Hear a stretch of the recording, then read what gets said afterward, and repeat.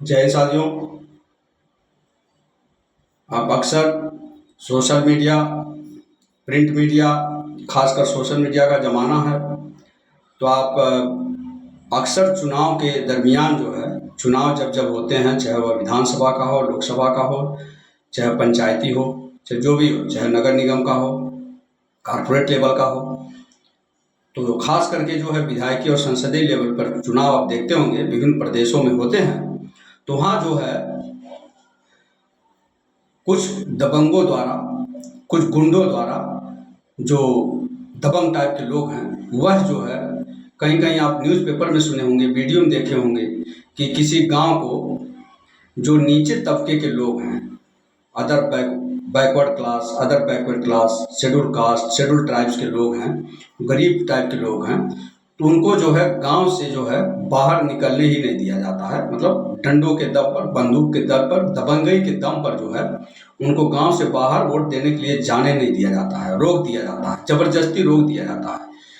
तो और वो तो चलिए रोक दिए, वहां तक ठीक ठीक नहीं है, यह रोका जाना ठीक नहीं है, क्योंकि मताधिकार सबका अधिकार है, मत देने का सबको अधिकार है। यह रोकना गैर कानूनी है, यह इस पर कानूनी कार्रवाई होनी चाहिए। लेकिन सरकार जो है करती है कानूनी कार्रवाई कि नहीं, वो तो अभी कहीं ऐसा खुलासा हुआ नहीं।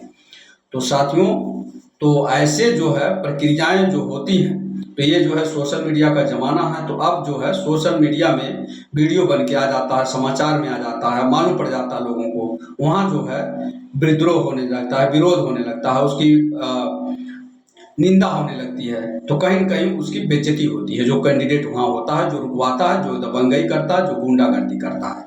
तो अब जो है क्या हो गया है कि अभी ये छोटे लेवल, पुराने ज़माने के ये सब तरीके हो गए कि लाठी के बल पर, भाले के दम पर, बंदूक के दम पर, गुंडई के दम पर जो है कई लोगों को जो है, कई गाँव को जो है ये कर लिया जाता है, लोगों को जाने ही नहीं दिया जाता वोट देने। और यहाँ तक ये तो चलिए ठीक, यहाँ तक तो ये रहा।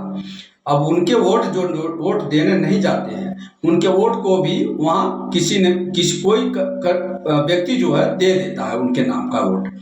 कैसे दे देता है? फर्जी टाइप से कौन आदमी देता, किस तरह से देता है, और ये जो है सब मिली जुली भगत रहती है। तो वोट जो है उनको रोक दिया जाता है और उनका वोट जो है, उनके नाम का वोट कोई और दे दिया होता रहता है। तो ये जो है छोटे लेवल का और एक मतलब अनपढ़ टाइप का ये प्रक्रिया है। अब जो है देश में, पूरे भारत देश में कुछ प्रदेशों में अब ऐसा फंडा आ रहा है कि बड़े बड़े लेवल का डिसीजन लिया जा रहा है, हाई लेवल का डिसीजन। जैसे वोटर लिस्ट से नाम ही गायब कर दो, वोटर लिस्ट में नाम ही नहीं रहेगा तो आप वोट देने जा ही नहीं पाओगे। वहाँ रोकने और गुंडागर्दी और लाठी और भाला और ये सब बंदूक लेकर जाने की जरूरत नहीं है। तो ये बड़े लेवल का, बड़े टेक्निक लेवल का ये जो है अब गुंडागर्दी है। मतलब वोटर लिस्ट से नाम गायब कर दो, वोटर लिस्ट अचानक ये हो जाता है, कितने लोग का और कुछ हो गया। तो इस तरह से जो है देश में चल रहा है। तो ये कहीं न कहीं आपके मताधिकार को जो है हनन हो रहा है, आपके मताधिकार पर जो है ये रोक लगाई जा रही है, आपके मत को जो है, आपके मतों को जो है बंदिश लगाया जा रहा है। तो इसके लिए जो है आपको जो है रोड पर आकर, प्रशासन में जाकर इसका विरोध करना पड़ेगा कि हमारे वोट को क्यों, मतलब लिस्ट में नहीं आता है, पिछले 10 साल से दे रहे हैं, 15 साल, 20 साल, 50 साल से दे रहे हैं, अब क्यों हमारा वोट वेरिफिकेशन हो रहा है।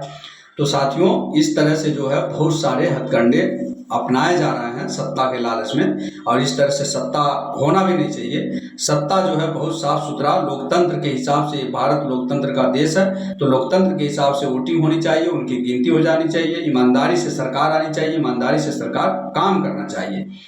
और यहाँ देख रहे हैं कि इसी तरह से, किसी आनन फानन से, किसी भी तरह से पैसा खर्च करके जीत लेते हैं लोग। यहाँ विधायक एक बार जो बन गया, MP बन जा रहा है, मंत्री बन जा रहा है, वो 5 साल के अंदर जो है करोड़पति हो जाता है। तो मैं ऐसा मानता हूँ कि जो विधायक एक बार चुन के आया और 5 साल में करोड़पति, कई करोड़ का मालिक हो गया, इसका मतलब वो चोर है। वह जो है 2 नंबर से पैसा कमाया है, पब्लिक का हक मार लिया, आपके वोट का हक वो खा करके बैठ गया। नहीं तो आप सोचिए कि उसका पर्टिकुलर पगार रहता है, सैलरी रहती है, उतने सैलरी में वो कैसे कई करोड़ का मालिक हो जाएगा 5 साल में, तो आप अंदाजा लगा सकते हैं। तो साथियों, आप वोट देते हैं, वोट के अधिकार को समझिए। अगर आप वोट दिए हैं, आप चुन करके सरकार को, विधायक को, किसी को बुलाए हैं, तो आपका सवाल करने का भी हक बनता है कि आपका वोट लिया तो अपने के क्षेत्र में आपके लिए क्या कर रहा है, आपके परिवार के लिए, आपके बच्चे के लिए, देश के लिए, समाज के लिए वो क्या कर रहा है, तो उससे सवाल करने की जरूरत है। लेकिन सवाल करने के लिए पहले आपको ईमानदार होना पड़ेगा। अगर आप वोट बेच दिए हैं तो आप सवाल नहीं कर सकते, लेकिन अगर आप वोट बेचे नहीं है, आप पैसे से या किसी भी तरह से जो है कंप्रोमाइज नहीं किए हैं, आप सच्चाई और ईमानदारी से आप वोट दिए हैं किसी कैंडिडेट को और वो जीत गया है, तो आप उससे सवाल कर सकते हैं। तो सबसे पहले आपको ईमानदार बनना पड़ेगा, उसके बाद जो है किसी के ऊपर उंगली उठानी पड़ेगी। तो साथियों, आप ध्यान रखिए और अपने मताधिकार का उपयोग करिए किसी भी चुनाव में, और अपने मताधिकार का उपयोग करने के बाद उससे सवाल भी करिए। ऐसे चुप बैठने से कुछ नहीं होता है साथियों, तो आपको आगे आना पड़ेगा। जनाधार ही सबसे पावरफुल देश में शक्ति है, जनाधार।